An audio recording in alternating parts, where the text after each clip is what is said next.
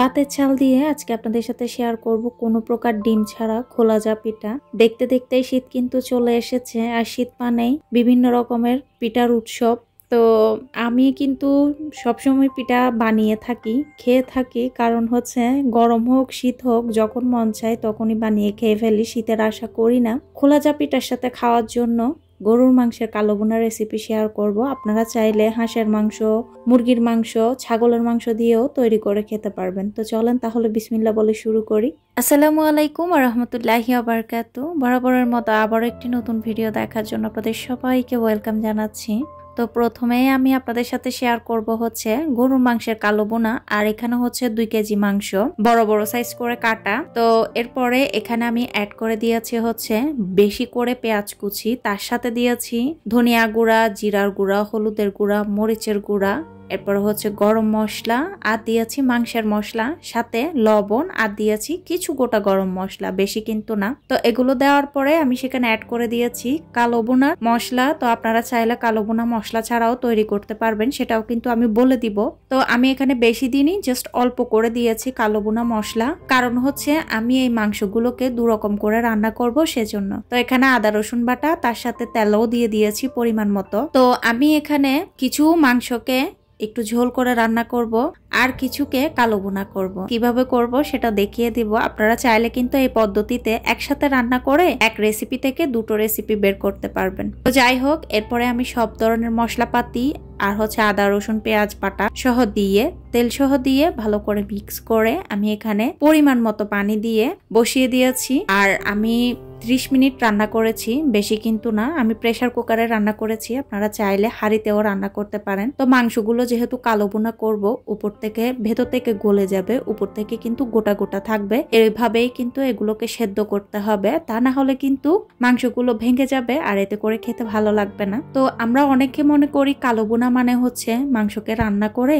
তেলের মধ্যে ভেজে ফেলা। এটা কিন্তু আসলে পারফেক্ট কালো বোনা না। আর আমি যেহেতু ছোট্ট গ্রামের মেয়ে, সো আমার ভালো করে আইডিয়া আছে যে কালো বোনা কিভাবে করতে হয়। তাই তো যদি আপনারা মাংসটা শুধুমাত্র কালো বোনার জন্য রান্না করেন, তাহলে পানির পরিমাণ বেশি দিবেন না, গরম পানি অল্প করে দিয়ে জাস্ট মাংস সেদ্ধ হওয়ার জন্য যতটুকু পানি লাগবে ততটুকু দিয়ে রান্না করবেন। তো আমি যেহেতু 2 রকমের করে রান্না করেছি, সেহেতু কিন্তু পানি একটু ছিলই, মানে ঝোল ছিল। তো আমি এক্সট্রা প্যানের মধ্যে নিয়ে তেল দিয়েছি, দেখতেই পেয়েছেন। এরপরে কিন্তু ঝোল সহকারে আমি মাংসটা দিয়ে দিয়েছি। কালো বোনার মেইন যে বৈশিষ্ট্য সেটা হচ্ছে ঝোল সহকারে থাকবে, গ্রেভি সহকারে। সেগুলোকে রান্না করতে করতে করতে করতে অনেকক্ষণ সময় নিয়ে কালো করতে হয়। তো আমি আবার এই পদ্ধতিটা আপনাদের সাথে যে পদ্ধতিটা শেয়ার করলাম সেটাতে কিন্তু বেশিক্ষণ সময় লাগবে না। যদি প্রেসার কুকারে রান্না করেন 30 মিনিটে তো হবে, আর বাদ বাকি 10 থেকে 15 মিনিট লাগবে এদিক দিয়ে কালো করার জন্য। তো এই তো এরপরে আমি এক্সট্রা তেল দিয়ে তারপরে কিন্তু দেখতে পেয়েছেন ঝোল সহকারে মাংসগুলো দিয়ে ঝোলটাকে টানিয়ে নিয়েছি, প্রথমে মিডিয়াম টু হাই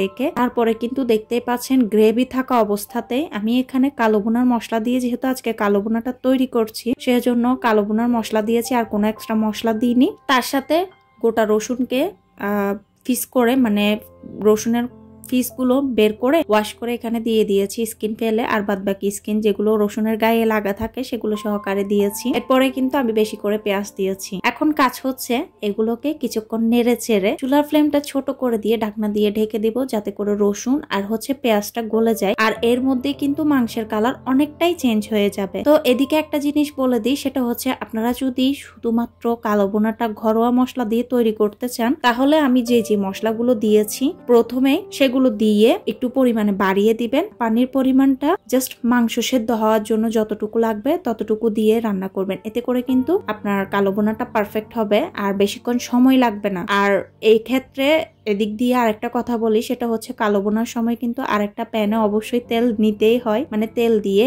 দাগ ধরতে হয়, তা না হলে কিন্তু মাংসগুলো আলাদা একটা প্যানের মধ্যে তেল দিয়ে নিতে হয়, যেমনটা আমি করেছি। এভাবে করে আপনারা যে অবস্থাতে আমি মশলাগুলো দিয়েছি সে অবস্থাতে আপনারা ধনিয়া গুঁড়া, গোলমরিচের গুঁড়া, কালো গোলমরিচের গুঁড়া যেটা আছে সেটা দিবেন। তার সাথে দিবেন হচ্ছে সয়া সস, তো একটু গরম মশলা দিলেও দিতে পারেন। তো এগুলো দিয়ে সুন্দর করে চুলার ফ্লেমটা মিডিয়াম টু লোতে রেখে নাড়াচাড়া করতে করতে দেখবেন আপনাদের কালো বোনার কালারটা চলে আসবে। তো কালো বোনা মানে কিন্তু আবার পুড়ে ফেলা না, মশলা কিন্তু অনেকে পুড়ে ফেলে, বাট এটা কিন্তু করা যাবে না, তখন কিন্তু তেতো হয়ে যাবে। চুলার ফ্লেমটা ছোট রেখে আস্তে আস্তে করে রান্না করবেন, এতে করে দেখবেন পারফেক্টলি তৈরি হয়ে যাবে। আমরা যেহেতু প্রবাসী সবসময় কিন্তু কালো বোনার মশলা পাই না, সো তখন কিন্তু বাসায় ঘরোয়া মশলা দিয়েই তৈরি করি। আজকে জাস্ট মশলা 1 প্যাকেট ছিল, সেটা থেকে ইউজ করে করেছি।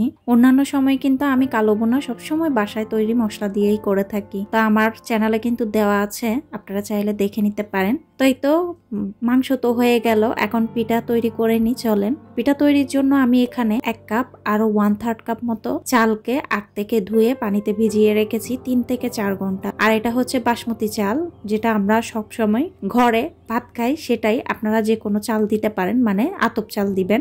এরপরে আমি অল্প পানি দিয়ে চালগুলোকে দেখতেই পাচ্ছেন ক্রিমের মতো করে পেস্ট করে নিয়েছি। একদম স্মুথ ভাবে পেস্ট করে নিতে হবে।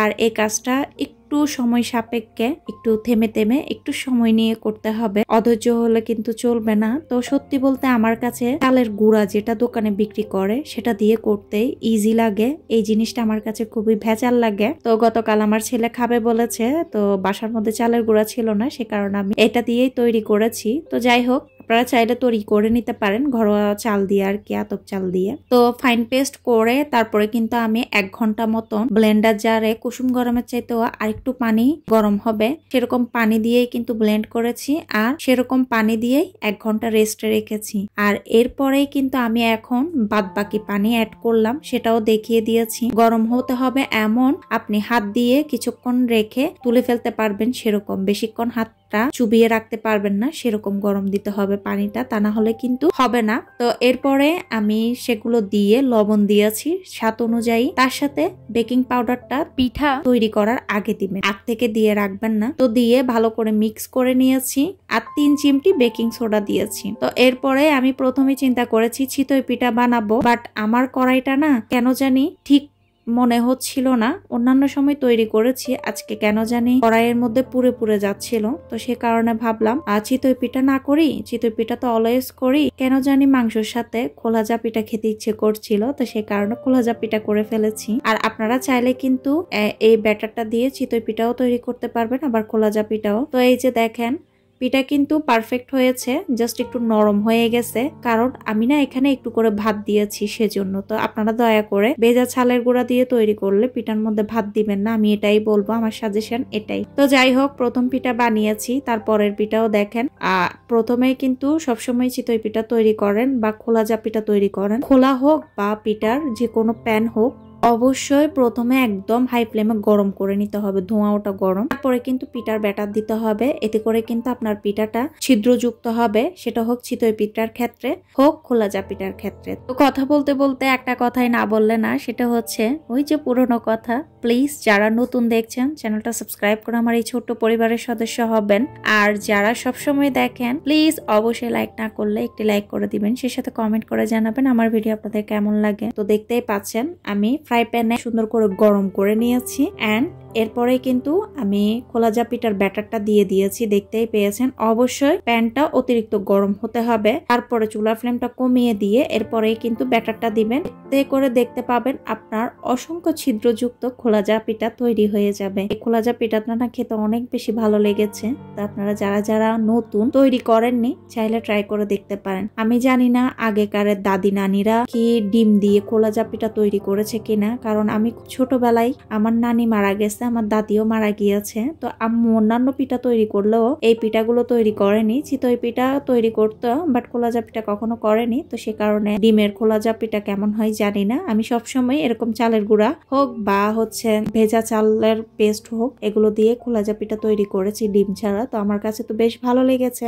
আপনারা চাইলে ট্রাই করে দেখতে পারেন। তো এমন একটা প্যান নেবেন যে প্যানে কিনা পিঠা লাগবে না। আমি কিন্তু প্রথমে অন্য একটা প্যানে তৈরি করেছি, বাট এটার মধ্যে লেগে যাচ্ছিল, এজন্য প্যান চেঞ্জ করে তারপর কিন্তু এটা দিয়েছি। আর আমার কোনো প্রকার তেল ব্রাশ করিনি, আপনারা দেখতেই পেয়েছেন। জাস্ট একটু মুছেছি, প্রথমবারেই একটু করে পানি আর তেল মিশিয়ে মুছেছি। তারপরে কিন্তু আমি কোনো প্রকার আর তেল বা পানি কিছুই লাগাইনি, জাস্ট দিয়েছি প্যানে, 1 মিনিটে তৈরি হয়ে গেছে। আপনারা তো দেখতেই পেলেন। আর চিতই পিঠা বেশি বানাইনি, জাস্ট 3টে মতন বানিয়েছি। আমার ছেলে খেয়ে ফেলেছে এগুলো, তো অন্য কোনো পিঠা পছন্দ করে না। দেখলাম খোলা যা আর হচ্ছে চিতই পিঠাটাই পছন্দ করে, যেহেতু একটু লবণাক্ত হয় সেজন্য। তো দেখতেই পাচ্ছেন কত সুন্দর খোলা যা পিঠা তৈরি হয়ে গেল। আর এটা সার্ভ করেছিলাম হচ্ছে মজাদার কালো বোনার সাথে। আমার কাছে কিন্তু বেশ দারুণই লেগেছে। আর সত্যি বলতে আমি হাঁসের মাংস এত বেশি পছন্দ করি না, হাজবেন্ড করে, তো তাকে রান্না করে দিই যখনই খাই। বাট আমি যেহেতু পছন্দ করি না, আমার কাছে গরুর মাংসের কালো বোনাটা বেশি ভালো লাগে, তো সে কারণে করা আর কি। আপনাদের কাছে কেমন লাগলো ভিডিও অবশ্যই কিন্তু কমেন্ট করে জানাতে ভুলবেন না।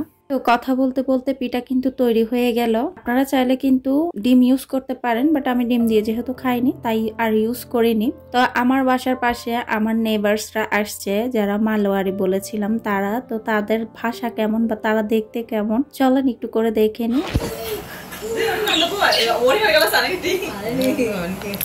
হাই হাই হাই বলো, হাই হাই হাই।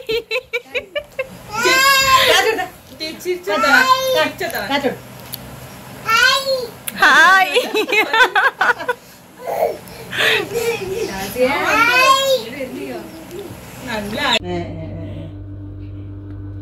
আজি Zazim, come, come, come, come here, come. Zazim, come, take it, take it, take it. Zazim, take it.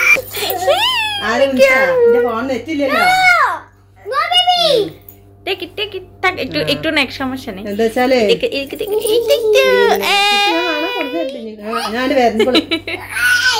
কান্না করবে যে এন্দরিও না, কান্না করবে।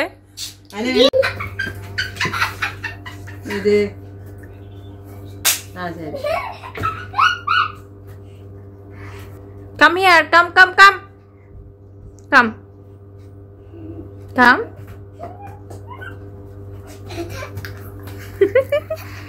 Hi, hi. তো আমার বাসায় যেদিন আসছিল সেদিন কিন্তু আমি তাকে হাই বলতে বলেছি, ও অনেকবার হাই বলেছে, বাট ওদের বাসায় যখন গিয়েছি তখন কিন্তু আর বলেনি। তো ওর হয়তো বা মুড ছিল না সেজন্য। তো কথা বলতে বলতে আজকের মতো বিদায় নিচ্ছি। সবাই ভালো থাকবেন। টাটা, আল্লাহ হাফেজ, থ্যাংকস ফর ওয়াচিং।